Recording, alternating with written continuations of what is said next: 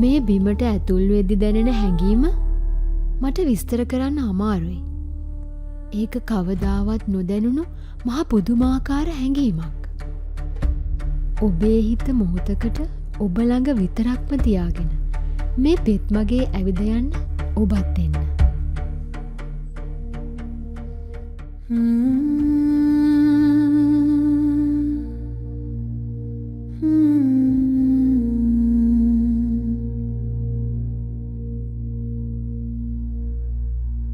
The wind hums low, the trees reply, a quiet breath beneath the sky. Shadows stretch where sunlight dies.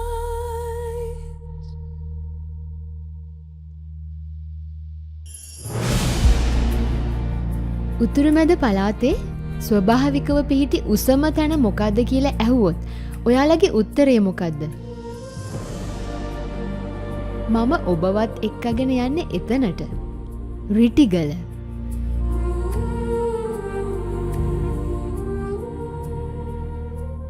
Ritigala කිව්ව සැනින් මතක් වෙන්නේ රිටිගල ජයසේන හෙවත් මහසෝනව. හැබැයි මේ කතාව ඒ සම්බන්ධයෙන් නෙවෙයි. අක්කර 7200ක පමණ රමණීය වන පියසක්. ගල් කුළු මතින් කන්ද නගින්නට අරඹන හැම කෙනෙකුටම මුලින්ම හමු වෙන්නේ මේ ගරා වැටුණු මහ විශාල බන්දා පොකුණ. කන්දෙන් පහළට ගලා එන ජලය මේ පොකුණට එකතු වෙන අන්දමට ජල මාර්ග සකසා තිබෙනවා. පුරාවිද්‍යා දෙපාර්තමේන්තුව මගින් කැනීම් කරමින් පවතින බන්දා පොකුණ අතීතයේදී අලංකාරව තියෙන්නට ඇති. බන්දා පොකුණ ජලයෙන් පිරීලා තිබුණු විදිය හිතින් මවාගෙන ඒ අසිරිය මොහොතකට විඳගන්න හැකියවීම අපූර්වයි. පියගැට පෙළ දිගේ අඩියෙන් අඩිය ඉහළට නැගීමත් එක්තරා විදියකට හිත එක්තැන් කර ගැනීමක්.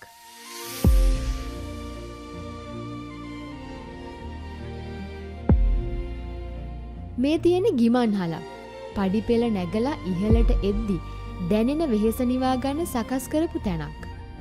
දැන් වැලි වලින් වැහිලා තිබුණත් අතීතයේදී අඩි 2-3ක් පමණ ගැඹුරට මේ බැම්මේ වාඩි වෙලා ඉන්න පුළුවන් විදියට තිබුණු බවයි පුරාවිද්‍යා ගවේෂණ වලින් තහවුරු වෙලා තියෙන්නේ.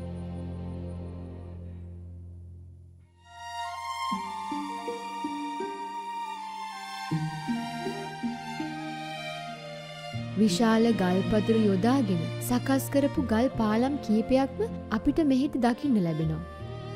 මේ වැසි කාලයක් නොවන හින්දා බන්දා පොකුණට වතුර ගලාගෙන යන විදිය දකින්න ලැබෙන්නේ නැහැ.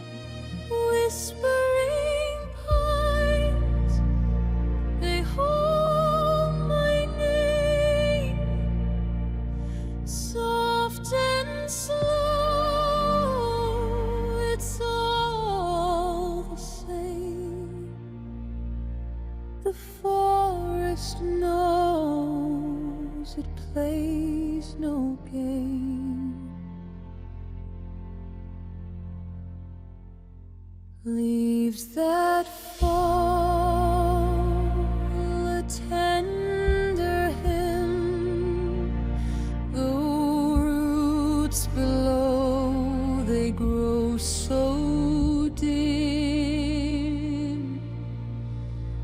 A cradle soft, the earth's own limb.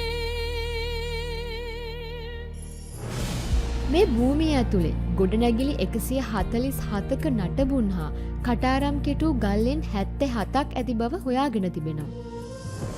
ගල් කණු උඩ සැකසූ ගොඩනැගිල්ලක නටබුන් විශාල ගල්පතුරු භාවිතා කරමින් අලංකාරව සැකසූ ගොඩනැගිල්ලක් මෙතන තියෙන්ට ඇති. අනෙක් ගොඩනැගිලි සියල්ලටම වඩා මේ ගොඩනැගිල්ල සැකස්ම සුවිශේෂී හා නිමැවුම ඉතා සියුම් බවයි පුරාවිද්‍යා පර්යේෂණ වලින් තහවුරු කරගෙන තිබෙන්නේ. මේ හැම ගලක්ම අනෙක් ගලට සම්බන්ධ වෙලා තියෙන කිසිම බදාමයක් භාවිතා නොකර මගේ ඇඟිලි තුඩු මතට ඉතා සියුම් ලෙස දැනෙන මේ ස්පර්ශය අතීත ගල්වඩුවාගේ දක්ෂතාවය මොන තරම් දැයි මට කියා දෙනවා.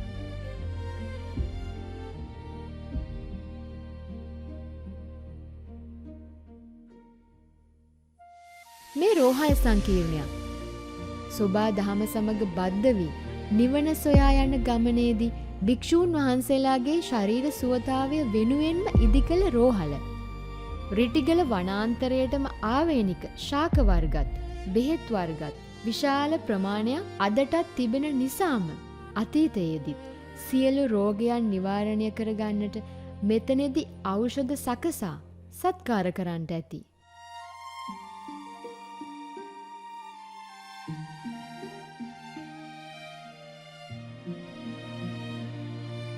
සතර දිශාවෙන් පැමිණි නොපැමිණි භික්ෂූන්ට මේ සියලු දේ පූජා කළ බව බ්‍රාහ්මීය අක්ෂරවලින්ුත් සෙල්ලිපිවල සඳහන් වන බවයි පුරාවිද්‍යා කියවීම්වල තිබෙන්නේ.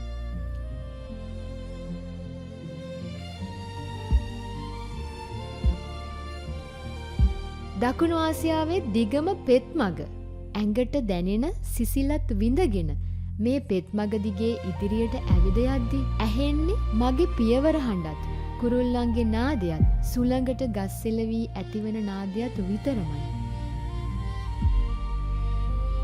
නිරවුල් වූ මනසකින් සංසුන් වූ පරිසරයක පොතක් ඇසුරු කරන්න සුදුසුම ස්ථානයක ගොඩනැංවූ පුස්තකාලයක්.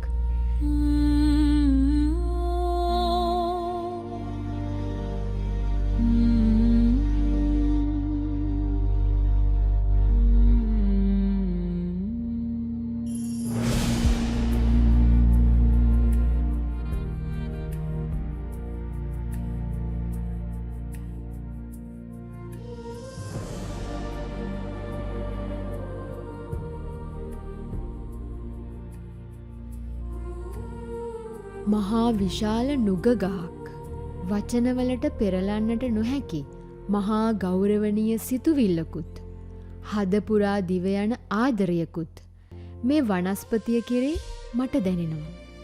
මෙතනින් එහාට අවසරයකින් තොරව කිසිම කෙනෙකුට යන්න බෑ. රිටිගල කියන්නේ දැඩි රක්ෂිතයක්.